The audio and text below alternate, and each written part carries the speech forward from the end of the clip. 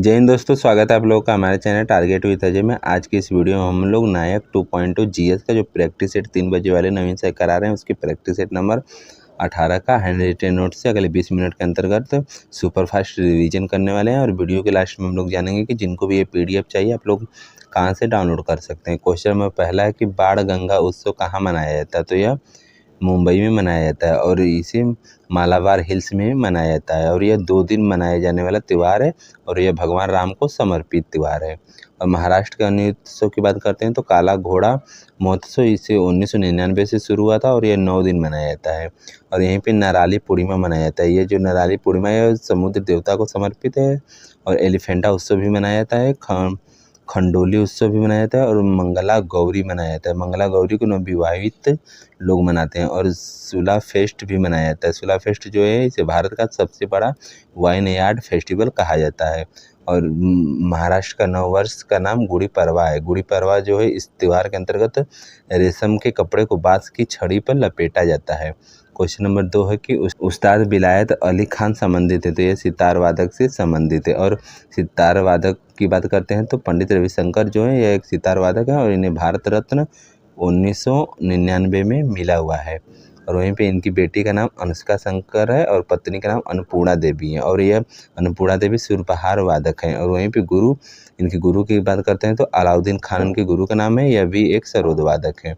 और अन्य व्यक्तियों की बात करते हैं तो सितार वादक में तो निखिल बनर्जी, अरविंद पारेख, हर शंकर भट्टाचार्य, हरविंदर कुमार शर्मा और अनुपमा भागवत हैं। और वहीं पे शहनाई वादकों की बात करते हैं तो हुसैन खान, अली अहमद, बागेश्वरी कमर। बागेश्वरी कमर एकमात्र इकलौती महिला शहनाई वादक हैं। क्वेश्चन नंबर 3 है कि तराना गायक पंडित रतन मोहन शर्मा किस घराने से जुड़े हुए हैं, तो मेवाती घराने से जुड़े हुए हैं।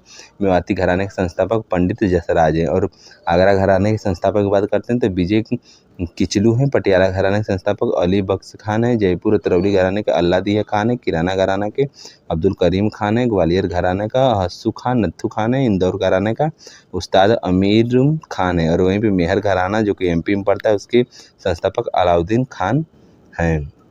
क्वेश्चन नंबर 4 है कि कबड्डी में जब कोई रेडर किसी डिफेंडर के शरीर के किसी हिस्से या उसके कपड़े के किसी हिस्से को छूता है तो इसे क्या कहते हैं, तो उसे टैग कहते हैं।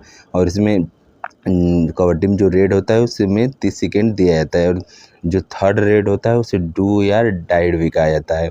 कबड्डी के मैच की टाइमिंग की बात करते हैं तो मेल के लिए 20 मिनट का शुरुआत में होता है, फिर 5 मिनट का ब्रेक होता है, फिर 20 मिनट का मैच होता है। कुल मिलाकर के 40 मिनट का मैच मेल के लिए होता है। इसी तरह फीमेल का मैच 15-15 मिनट के होते हैं और बीच में 5 मिनट का ब्रेक होता है। कुल मिलाकर के 30 मिनट का होता है। वहीं पे मैदान की माप की बात करते हैं तो मेल के लिए मैदान की माप 13 × 10 मीटर होती है। 13 मीटर लंबाई और 10 मीटर चौड़ाई होती है। और फीमेल के लिए 12 × 8 मीटर होती है। और सब जूनियर में 11 × 8 मीटर होती है। 11 मीटर लंबाई, 8 मीटर चौड़ाई होती है। और वहीं पे कबड्डी के मैदान की करते हैं तो उसमें बीचों बीच जो होता है टोटल 13 होता है। तो उसमें से जो 6.5 एक साइड का हो जाएगा तो उसमें से 3.75 मीटर के बाद यहाँ पे बोक लाइन होती है। फिर उसकी 1 मीटर के बाद बोनस लाइन होती है। फिर उसके बाद यहाँ पे इंड लाइन होती है। उनकी दूरी क्रमशः यहाँ पे लिखी गई है। और इसमें खिलाड़ियों की बात करते हैं तो टोटल 7 खिलाड़ी कबड्डी में होते हैं। और नेट बॉल और वाटर पोलो में भी 7 ही खिलाड़ी होते हैं। और कबड्डी में डुबकी किंग किसे कहा जाता है, तो प्रदीप नारवाल को कहा जाता है। इन्होंने हाल ही में संन्यास लिया, इसलिए क्वेश्चन इंपॉर्टेंट हो जाएगा। क्वेश्चन नंबर 5 है कि कबड्डी को पहली बार एशियाई खेलों में कब शामिल किया गया था, तो 1990 में शामिल किया गया था। एशियाई खेल शुरू हुए थे 4 मार्च 1951 को शुरू हुए थे, दिल्ली में हुए थे। और फिर 1982 वाला भी दिल्ली में ही आयोजित किया गया था। और फीमेल कबड्डी जुड़ी थी तो 2010 में फीमेल कबड्डी जुड़ी थी। और वहीं पे 2023 में एशियन गेम्स जो हुए थे होंगझाओ चाइना में हुए थे, उसमें मेल और फीमेल में कबड्डी में भारत ने गोल्ड पदक जीता था। और वहीं पे 2025 में ब्रिटेन में कबड्डी वर्ल्ड कप मेल और फीमेल में भी भारत ने ही गोल्ड मेडल जीता है। और इंटरनेशनल कबड्डी फेडरेशन जो है यह इसकी स्थापना जयपुर में 2004 में हुई थी। और प्रो कबड्डी लीग 2014 से शुरू हुआ था। और सर्वाधिक बार प्रो कबड्डी लीग को पटना पायरेट्स ने जीता है, सर्वाधिक 3 बार जीता है। क्वेश्चन नंबर 6 है कि स्थलाकृति नक्शों में रेल लाइन और टेलीफोन लाइन को किस रंग में दर्शाया जाता है, तो काले रंग से दर्शाया जाता है। और नीले रंग से झीलें और नदियों को दर्शाया जाता है, वहीं पे लाल रंग से सड़कों को दर्शाया जाता है। और भूरे रंग से स्थलाकृति आकृतियाँ जैसे कि चट्टानें इत्यादि, इन सबको भूरे रंग से दर्शाया जाता है। और मानचित्र पर दूरी मापते हैं तो कर्वीमीटर से मापते हैं, और मानचित्र का अध्ययन को कार्टोग्राफ कहा जाता है। क्वेश्चन नंबर 7 है कि फ्रीडम इन एक्साइल किसकी बुक है, तो दलाई लामा की पुस्तक है। और अन्य पुस्तकें हैं वॉइस फॉर वॉइसलेस 2025 में ये पुस्तक आई है। और एन ओपन हार्ट और द बुक ऑफ जॉय, ये सब इनकी फेमस बुक है। और वहीं पे दलाई लामा की बात करते हैं तो ये भारत में 1959 में आए थे, और इन्हें रमेश मैग्सेसे 2023 में मिला है, 64 सालों के बाद मिला है। और दलाई लामा को नोबेल पुरस्कार 1989 में मिला था, और वर्तमान में 14वें नंबर के दलाई लामा है। और ये लोग धर्मशाला स्थान हिमाचल प्रदेश में पड़ता है, वहीं पे रहते हैं। और गोल्डन मरकरी अवार्ड भी दलाई लामा को ही मिला हुआ है।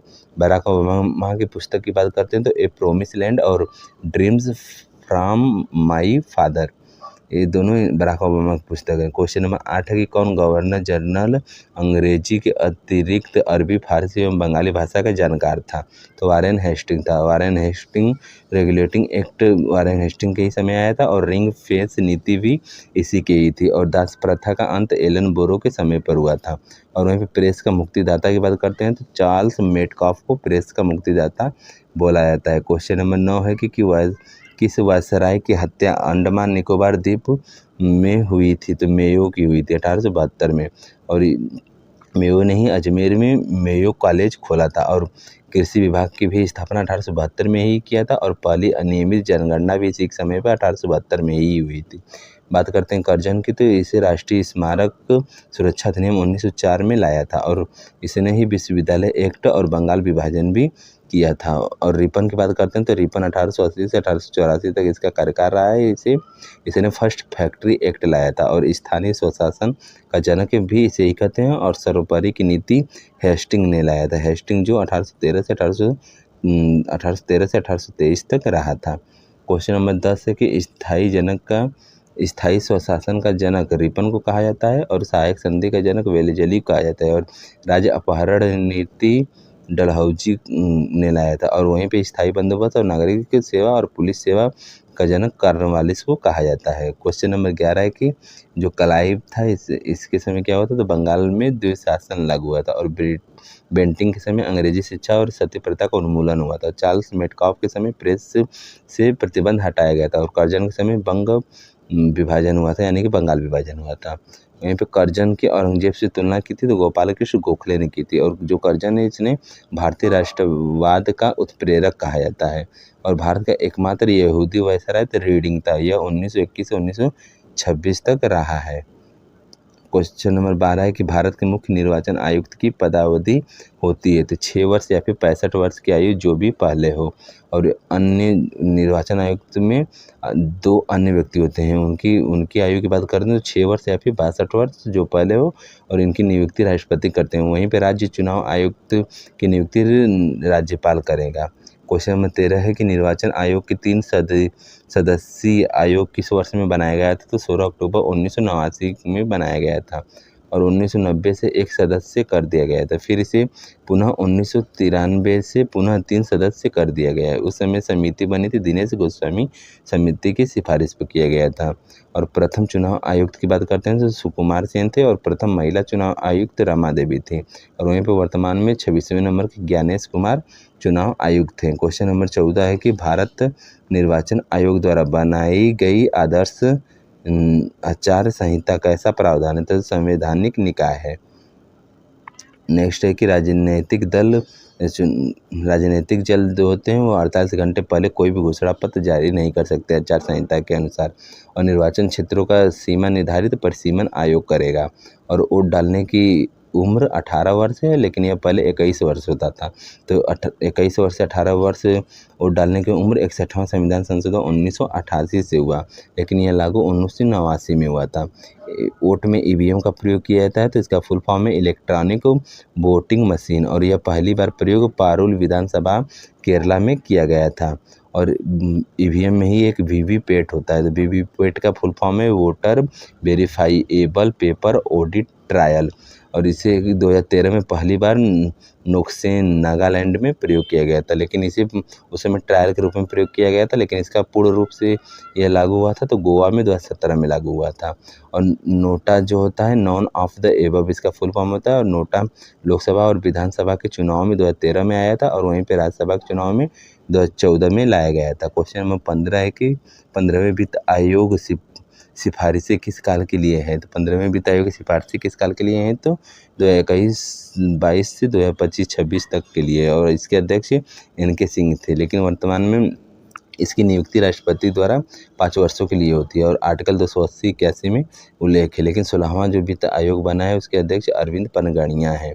और पहले वित्त आयोग के अध्यक्ष KC नियोगी थे, ये 22 नवंबर 1951 को थे। क्वेश्चन नंबर 16 है कि बाल्टिक गणराज्यों में शामिल हैं, तो बाल्टिक देशों में एस्टोनिया, लातविया और लिथुआनिया आते हैं। वहीं पे हॉर्न ऑफ अफ्रीका में पूछे तो सोमालिया, जिबूती, इथोपिया और इरिट्रिया आते हैं। वहीं पे स्वर्णिम अर्धचंद्राकार में पूछे तो अफगानिस्तान, पाकिस्तान और ईरान आते हैं।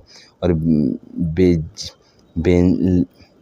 वहीं पे बेनीलेक्स में पूछे तो बेल्जियम, नीदरलैंड और लग्जमबर्ग आते हैं। क्वेश्चन नंबर 17 है कि प्रमुख रेखाएं, तो रेड क्लिफ जो रेखा है भारत और पाकिस्तान के बीच में है। वहीं पे मैगीनाट रेखा फ्रांस और जर्मनी के बीच में है। डुरंड रेखा भारत और अफगानिस्तान के बीच में है। और हिंडनबर्ग रेखा जो है पोलैंड और जर्मनी के बीच में है। और मैकमोहन जो रेखा है भारत और चीन के बीच में है। वहीं पे मैन रहीम रेखा रूस और फिनलैंड के बीच में है। 17वीं समानांतर रेखा उत्तरी वियतनाम और दक्षिणी वियतनाम के बीच में। 20वीं समानांतर रेखा सूडान और लीबिया के बीच में। वहीं पे 31वीं समानांतर रेखा इराक और ईरान के बीच में। 38वीं समानांतर रेखा उत्तरी कोरिया और दक्षिणी कोरिया के बीच में। 49वीं समानांतर रेखा USA और कनाडा के बीच में स्थिर है। क्वेश्चन नंबर 18 है कि सूर्योदय के देश के नाम से जानते हैं, तो जापान को जानते हैं और जापान को ही निप्पन के नाम से भी जाना जाता है। वहीं पे झीलों की भूमि के नाम से फिनलैंड को जानते हैं। डूबते सूर्य का देश ब्रिटेन को कहा जाता है। अर्धरात्रि का सूर्य नॉर्वे को कहा जाता है। कॉकपिट ऑफ यूरोप बेल्जियम को कहा जाता है। हिंद महासागर का मोती श्रीलंका को कहा जाता है। यूरोप का खेल का मैदान स्विट्जरलैंड को कहा जाता है। और प्यासी भूमि का देश ऑस्ट्रेलिया को कहा जाता है। वहीं पे साउथ का ब्रिटेन न्यूजीलैंड को बोला जाता है। और चीनी का कटोरा क्यूबा को बोला जाता है। और क्यूबा को ही एंटलीज का मोती भी बोला जाता है। वहीं पे नहरों का देश पाकिस्तान को बोला जाता है। नील नदी का वरदान मिस्र को बोला जाता है। लैंड ऑफ थंडरबोल्ट भूटान को बोला जाता है। क्वेश्चन नंबर 19 है कि निम्नलिखित नगरों में कौन सा श्वेत नील और नीली नील नदियों के संगम पर स्थिर है? तो खार्तूम स्थिर है। खार्तूम जो है सूडान की राजधानी है। और वहीं पे पेरिस की बात करते हैं तो एसी नदी के किनारे है। लंदन जो है टेम्स नदी के किनारे है।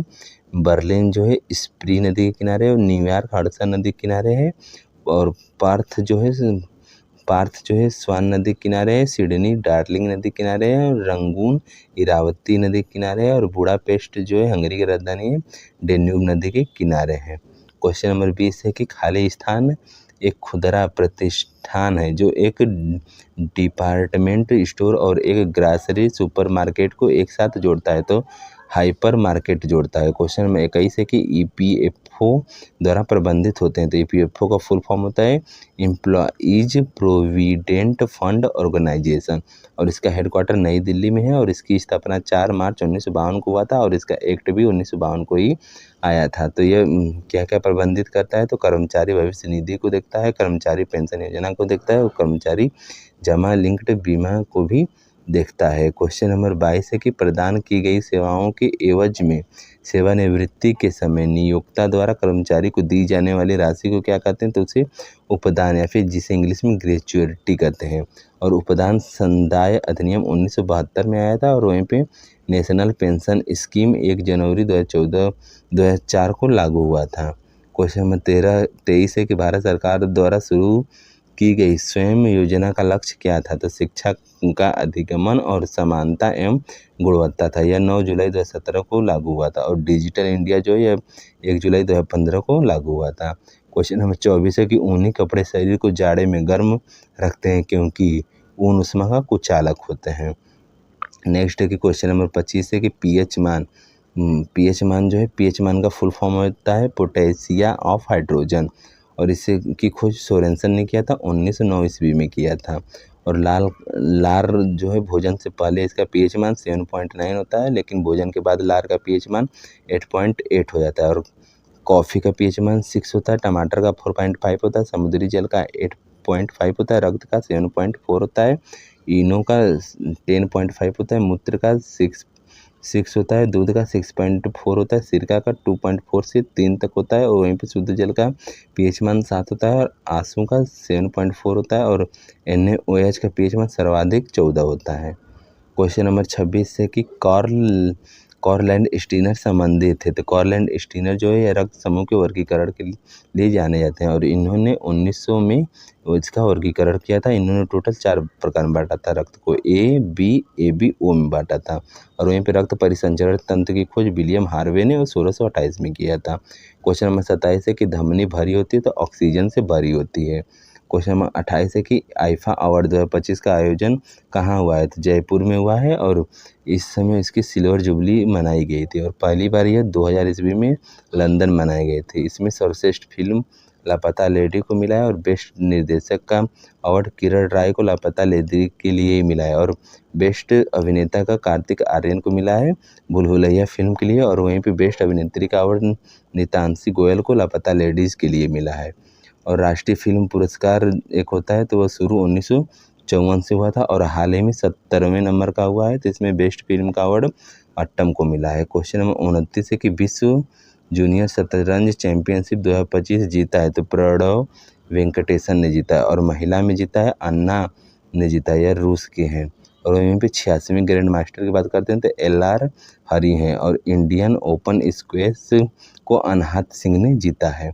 क्वेश्चन नंबर 30 है कि टाइम मैगजीन द्वारा जारी 2025 women of the year list में किस भारतीय का नाम शामिल है। तो पूर्णिमा देवी वर्मा का नाम शामिल है, असम की रहने वाली है, और इन्हें विक्टरी अवार्ड 2024 भी मिला हुआ है। और इन्हें विक्टरी अवार्ड जो मिला है यह हरगिला आर्मी के संरक्षण के लिए मिला हुआ है। और टाइम मैगजीन जो है 1923 से शुरू हुई है। और एक BBC Indian sport of the year की बात करते हैं तो मनु भाकर को मिला है, और पैरा कैटेगरी में अवनी लेखरा को मिला है। और वहीं पे Laureus sport women of the year 2025 Simone Biles को मिला हुआ है। आज की इस प्रैक्टिस सेट में इतने ही क्वेश्चन थे, टोटल 30 क्वेश्चन थे। और जिनको भी ये PDF चाहिए, यूट्यूब के डिस्क्रिप्शन में इस टेलीग्राम चैनल का लिंक है, आप लोग वहाँ से डाउनलोड कर लीजिएगा। या फिर आप लोग टेलीग्राम पर टारगेट विद अजय इसी नाम से सर्च करेंगे तो इसी लोगों के साथ एक चैनल आएगा, आप लोगों उसे ज्वाइन कर लीजिए, मैं वहीं पर डाउनलोड कर दूँगा। मिलते हैं नेक्स्ट वीडियो में, धन्यवाद।